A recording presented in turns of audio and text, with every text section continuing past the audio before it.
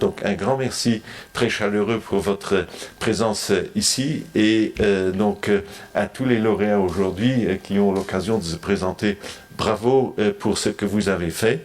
Merci pour ce que vous allez faire et peut-être encore un bon conseil. Vivez le label tel que vous l'avez aujourd'hui reçu avec ses différents chapitres et puis faites-le savoir parce que vous êtes l'exemple.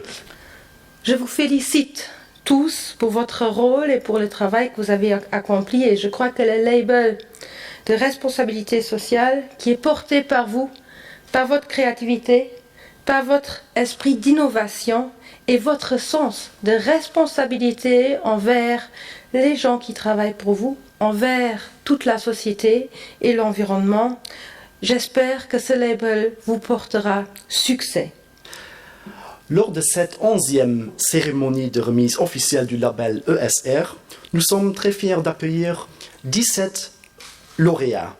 Donc je souhaite la bienvenue à ces nouvelles entreprises responsables qui ont décidé d'intégrer la RSE dans leur culture d'entreprise. L'obtention représente pour notre cabinet la formalisation et la concrétisation de tous nos efforts en matière de gestion responsable sur l'ensemble des piliers que comprend ce label.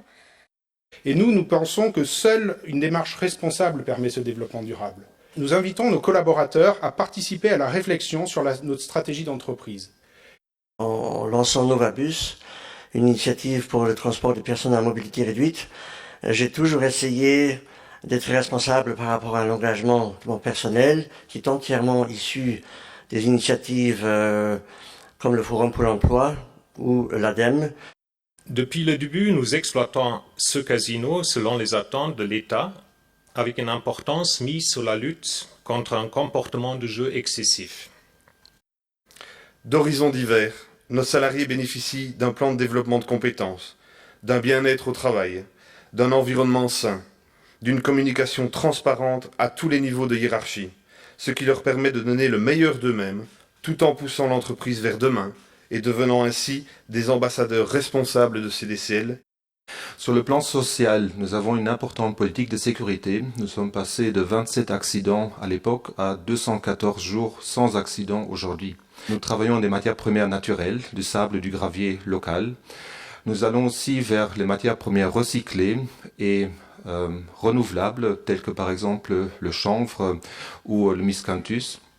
Et je terminerai par un souhait que le label INDR devienne aussi un critère dans l'attribution des marchés publics et dans les demandes de prix. Parce que pour une Croix-Rouge, d'abord, on a 100 ans, donc développement durable, on sait déjà plus ou moins comment ça marche, on a survécu.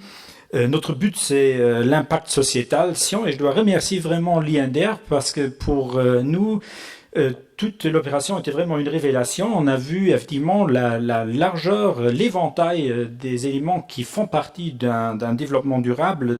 Natürlich als das als Planung will man halt als Ideen, die man bei dem Betrieb auch developieren, anders viveren, auch als Klient weiterbringen. Als 200 Mitarbeiter, die sind nicht mehr zuletzt, mehr auch im Ausland, sodass man auch für sich die Message nicht nur am nahen Ausland, Deutschland, Frankreich, en Belgique weiter zu drohen, mais auch auf dem Terrain, wo wir sind.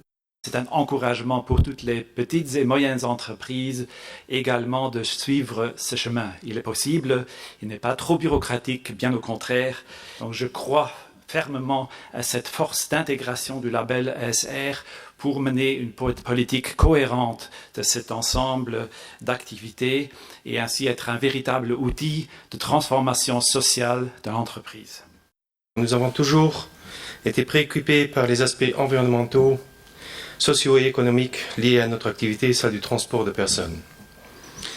Suite à cette analyse ou état des lieux, nous avons su implémenter, maintenir, revoir et partager régulièrement un plan d'action RSE efficace, ce qui d'ailleurs devient de plus en plus une condition primordiale pour une pérennité économique.